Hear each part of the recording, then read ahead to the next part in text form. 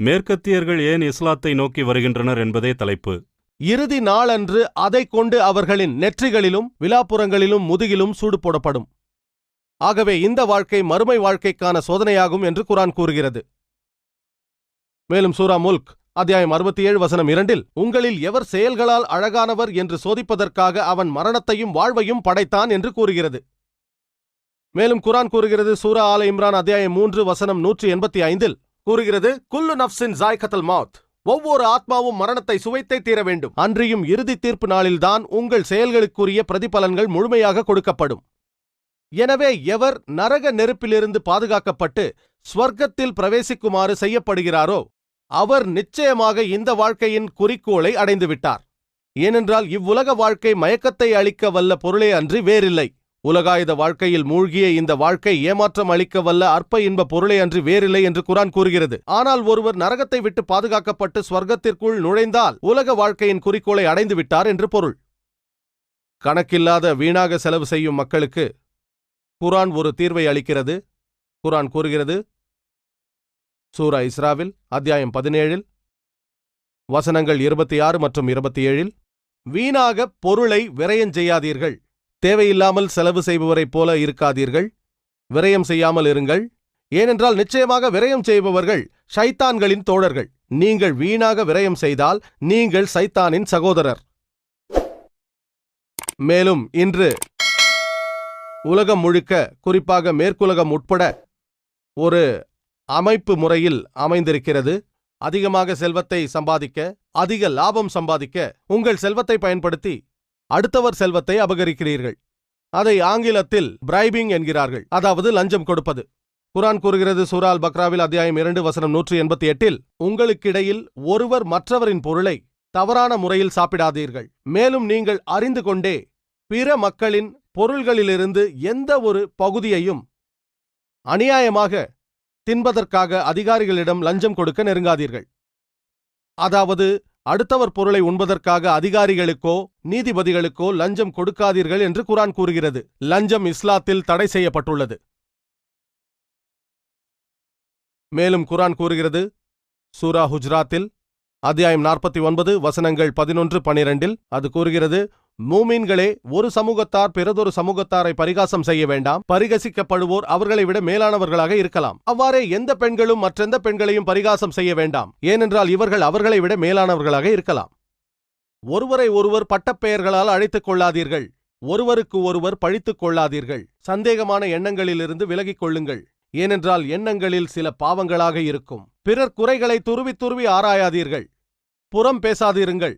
ஒருவரை ஒருவர் பட்டப்பெயர்களால் அழைத்துக் கொள்ளாதீர்கள். மேலும் மற்றவர்களின் குறைகளை பற்றி புறம் பேசாதீருங்கள். உங்களில் எவராவது இறந்த சகோதரனின் மாமிசத்தை புசிக்க விரும்புவாரா? குர்ஆன் கூறுகிறது நீங்கள் புறங்கூறினால், அடுத்தவரின் முதுகுக்கு பின்னால் அவரை பற்றி குறை கூறினால் உங்கள் சகோதரனின் செத்த மாமிசத்தை உண்பதற்கு சமம் என்கிறது. செத்த மாமிசத்தை உண்பது இஸ்லாத்தில் தடை செய்யப்பட்டுள்ளது. எந்த ஆதாரமும் இல்லாமல் ஒருவரை குறை கூறுவது, அவரை பற்றி புறம் பேசுவது இஸ்லாத்தில் தடை செய்யப்பட்டுள்ளது. ஒருவரின் முதுகிற்கு பின்னால் எந்தவித ஆதாரமும் தரப்படாமல் குறை கூறி திரிவது இரட்டை பாவமாகும். செத்த இறைச்சியை உண்பது பாவம். சகோதரனின் செத்த இறைச்சியை உண்பது இரண்டாவது பாவம். மனித மாமிசத்தை உண்ணும் கேனிபல்கள் கூட தனது சகோதரனின் மாமிசத்தை உண்ணமாட்டார்கள். ஆகவே புறங்கூறுவது செத்த சகோதரனின் மாமிசத்தை உண்பதற்கு சமம். ஆகவே அதனை கருவிலே சிதைத்து விடுங்கள் என்று குர்ஆன் கூறுகிறது. இந்த புறங்கூறுதல், அவதூறு சொல்லல் என்பன கருத்து சுதந்திரம் என்ற போர்வையில் வெளியிடப்படுகின்றன. கருத்து சுதந்திரம் என்ற சொல் மேற்கத்திய உலகில் எல்லா இடத்திலும் பரவியிருக்கிறது. மக்கள் ஒருவரை ஒருவர் திட்டிக் கொள்வதும் புறங்கூறுவதும் கருத்து சுதந்திரம் என்று வரவேற்கப்படுகிறது. குர்ஆன் கூறுகிறது சூரா ஹுமசாவில் அத்தியாயம் 104 வசனம் 1 குறை சொல்லி புறம் பேசி தெரியும் ஒவ்வொருவனுக்கும் கேடுதான். மேற்குலகம் இன்று சந்தித்துக் கொண்டிருக்கும் பிரச்சனை, மேலும் அதனால் உலகத்தின் மற்ற பகுதிகளும் பாதிக்கப்பட்டிருப்பதை நாம் பார்க்கிறோம். அந்த பிரச்சனைதான் ரிபா, அதாவது வட்டி. இன்று மேற்கத்திய உலகம் பிரச்சனையில் இருக்கிறது. அதற்கு காரணம் ரிபா, அதாவது வட்டி. அதோடு நின்று விடாமல் இந்த நோயை அவர்கள் உலகத்தின் மற்ற பகுதிகளுக்கு பரப்பியிருக்கிறார்கள். இது இங்கிலாந்தின் மன்னரால் இங்கிலாந்தில் ஆரம்பித்து வைக்கப்பட்டது. அவர் மக்களிடம் பணத்தை கொடுங்கள், அதை நான் வைத்துக்கொண்டு உங்களுக்கு வட்டி தருகிறேன் என்றார். அப்படித்தான் இந்த வட்டி மற்றும் வங்கி முறையெல்லாம் ஆரம்பித்து வைக்கப்பட்டது. அவர்கள் இந்த காய்ச்சலை, இந்த நோயை உலகம் முழுக்க பரப்பிவிட்டார்கள். குர்ஆன் ரிபாவை பற்றி கூறுகிறது, வட்டியை பற்றி கூறுகிறது. ரிபா என்ற சொல் குர்ஆனில் 8க்கும் குறையாத வெவ்வேறு இடத்தில் குறிப்பிடப்படுகிறது. திருக்குர்ஆனில் சூரா ஆல இம்ரான் அத்தியாயம் 3 வசனம் 130, சூரா நிசா அத்தியாயம் 4 வசனம் 161, சூரா அர்-ரூம் அத்தியாயம் 30 வசனம் 39, 3 இடத்தில் சூரா பக்ரா அத்தியாயம் 2 வசனம் 275, சூரா பக்ரா அத்தியாயம் 2 வசனம் 276, மேலும் சூரா பக்ரா அத்தியாயம் 2 வசனம் 278. இப்படியாக குர்ஆனில் 8க்கும் குறையாத இடத்தில் ரிபா என்ற வார்த்தை குறிப்பிடப்பட்டுள்ளது.